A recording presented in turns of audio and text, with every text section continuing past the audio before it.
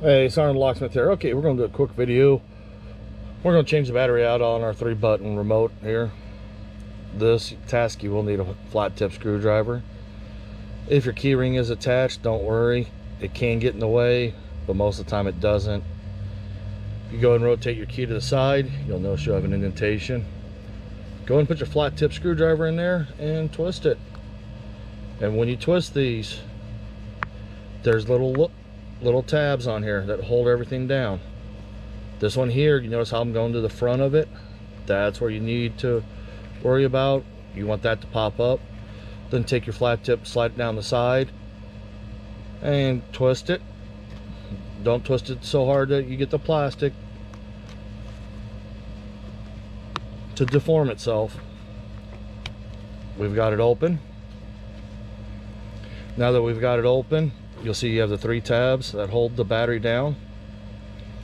Come to the opposite side where there's not a middle tab, just put the flat tip under there, lift the battery up. The reason why I say that is you got those tabs. If you pry on that, you can bend this. This is a CR 2032 battery. These are new remotes we're using for the videos, so we're going to go and reinstall it. Positive side down, you notice how it went in. Now if you look on here, there's a little lip. That is the first thing you're going to have to get to go in first. I found the easiest way to do this is take the 2 halves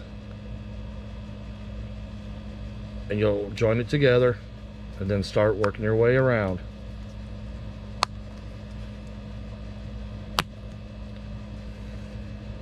There you go. The seam is together. We're good. Thanks again for watching Sergeant Locksmith. Let's be safe out there, and go ahead and check out other videos and playlists that we have of how-tos and do-it-yourselfers for your home, residential, and basic locksmithing, with more videos to come. Thanks again for watching.